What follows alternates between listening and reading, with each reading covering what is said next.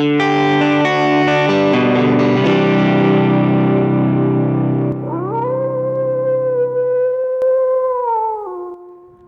welcome to Ride Alongside. So today I have another bike check video for you, but this one isn't the Trek Stache. This one is my Salsa El Mariachi. Well, you know what? I misspoke. It's not an El Mariachi, it's an El Monsterachi.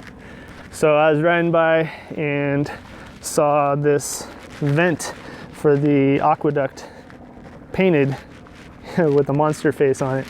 And I said, what better spot than this to give you guys a bike check of the Salsa El Monsterachi. So this is my El Mariachi that I have set up as a monstercross rig. So I'll get into all the specifics about it, but let's start with the frame. This is a 2013 Salsa El Mariachi frame, and it's size 17. You can see that there. And I've had this one, I guess, since I want to say 2015 maybe.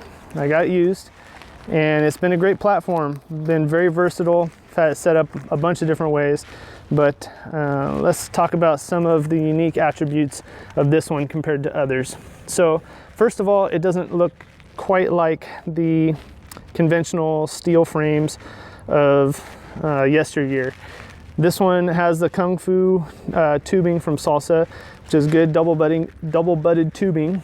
But it also has this 44 millimeter head tube where you can fit tapered steer tubes of the forks. So that being said, this is the version 2.0 of the El Monsterachi. It had a carbon fork on it recently, and that was version 1.0. That's how I had it set up originally. So I'll be updating you guys with different videos as time goes on and as I update various parts on this bike and the Stache. Hopefully I'll do that somewhat regularly. I really like trying new things, as you guys probably know, so I'm going to be trying lots of different things with the El Monsterachi. And right now it's set up as it is, but it will change very soon. In fact, I already have some parts that I'm going to switch out on it very soon, but I wanted to capture this before it changes. So I had the Trek Bowie 29 Plus fork that came on the 2016 Trek Stache on this bike for the version 1.0. And I liked it, but I really wanted to go back to the Salsa Fargo 2 fork that has these anything cage brazons there, so that you can bolt water bottle cages or anything cages, and then it's got this mid fork eyelet as well, so you can mount lowrider racks or whatever else you can fit on there. I like that.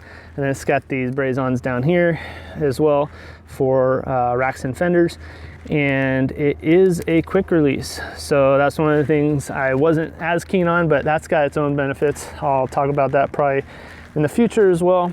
But that is the Salsa Fargo fork, and it is steel, and steel is real. The carbon's nice, but it has kind of a chattery thing that goes on with the carbon that yeah, some love it, some hate it, but I liked it for years, but it's nice to get back to steel and have an all steel rig. So let's see, moving on to the wheel. So you can see that I have a Maxxis Chronicle, and there's a 29 by 3 inch tire. So yeah, it's a monstercross bike, but it's also a plus front monstercross bike. So it's a little bit different than most, and I like that for a variety of reasons. I can talk about all the benefits of plus bikes, but I've done that a lot. This tire is pretty haggard and it's pretty worn out, as you can tell from the sidewalls. It's seeping sealant, and yeah, that tire is on its way out, but I wanted to try it out a little bit more. As you can see, there's still some siping on the center knobs and stuff, so it's not totally worn out yet. But This rim is a Velocity Blunt 35, and it's just like the one I showed you guys on the rear of the Trek Stache in a recent video. Check out that bike check video. It's going to be linked in the upper right. It'll also be linked in the video description. And this is a Hope Pro 2 Evo hub. So it's the front wheel that matches that rear wheel that I have on the Trek Stache right now. And I've got the Chronicle on here, and then I've got orange seal in there sealing things up for the sealant. And let's see, while I'm thinking about it, the bike as it sits now weighs 26.4 pounds. I know I'm going to get that question, so there it is, 26.4 pounds today. All right, and this is the Shimano BR-M375 brake. So it's kind of Shimano's, I hate to say it, but it's kind of a rip off of the BB7 or BB5 brake from Avid. But you adjust the pads in. I just really wanted to try it because I'm a fan of the Shimano hydraulic brakes. So I figured why not try the mechanicals. So I've got those. And they take the same brake pads as the hydraulics. So that's good because I've got those on a variety of bikes. Let's see. What's next? Why don't we work our way up here to where that brake line leads. And we've got these Tektro brake levers. These are the Tektro RL520 levers. They're kind of the most basic drop bar levers you can get. They're designed for single speed or bar end shifters or things like that. And then we've got the Salsa PRM2 bars. You can't really see that underneath my Knight Rider mount, but that's the PRM2 bars. They are very conventional road bars, and I just noticed my eTrex 30 is low on batteries. I'm gonna have to change those before my ride tonight. But anyway, they're very straight, very conventional bars. Those will be changed in the future because I really like them actually, but when I turn, the ends hit my knees on very rare occasions. So those will be changed for something with a little bit more flair or a slightly different design. So let's see what else. We got the profile design bar tape, and let's see, that bar tape is the bar wrap. They just call it the bar wrap, and it's the black and gray splash color. So hopefully you can see that, make it out real well. But I really like that color, and it doesn't have adhesive, so I can remove it and rewrap it, and it works well. Some guys even rewrap with the inside of the wrap on the outside afterwards if it gets dirty or whatever. So may try that, I don't know. But let's see, then we got the FSA Gravity Light stem. This is a 75mm stem with a 6-degree rise. And I got a Cane Creek 40 headset on there and a bunch of spacers because I'm still trying to work out where I want this. But it feels really good at the moment. So let's see. Oh, I almost forgot. I've got underneath the bar wrap here, I've got Planet Bike Century gel pads. So there's gel pads here and there's gel pads up here, but it makes for a super comfy ride. You're probably not going to be able to see that too well, but just super plush under there. So I like that. Those will transfer over to my other bars hopefully, or I'll get some new ones. All right, moving down here. So the next accessory I have on here is a Planet Bike water ball cage. So these are their alloy cages.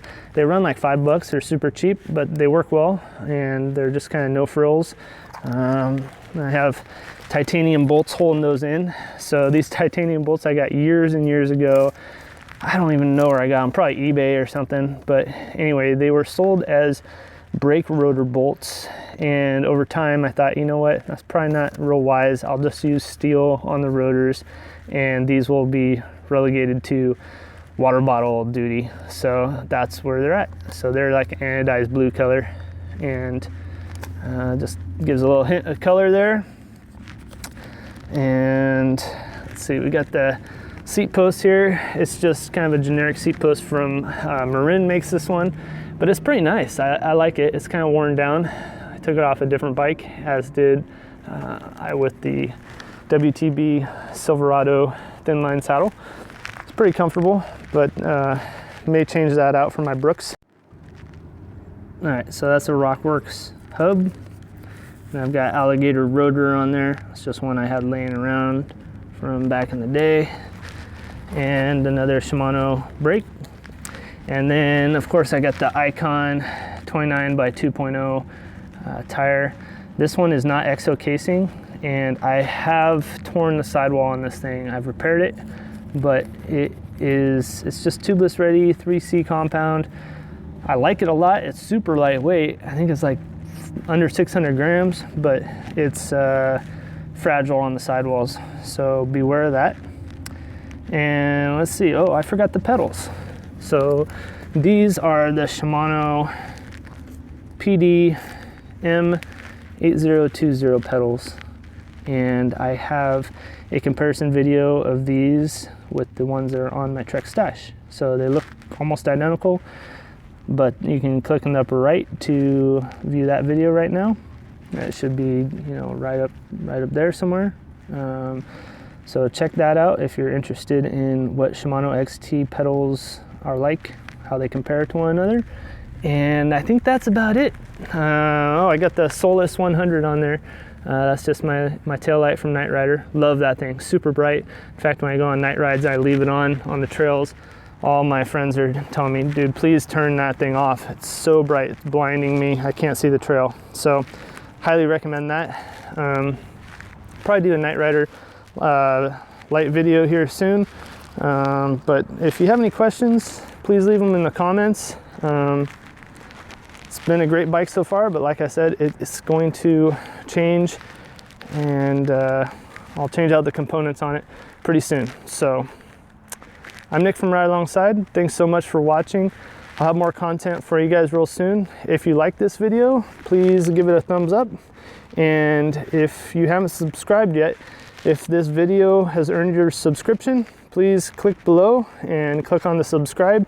And don't forget to click the bell that's next to the subscribe button so that you'll get notified when I upload, which isn't all that often, but it should be a little bit more regular in the months to come, hopefully. So I'm Nick from Ride Alongside once again. Thanks so much for watching. I'll have more content for you guys real soon.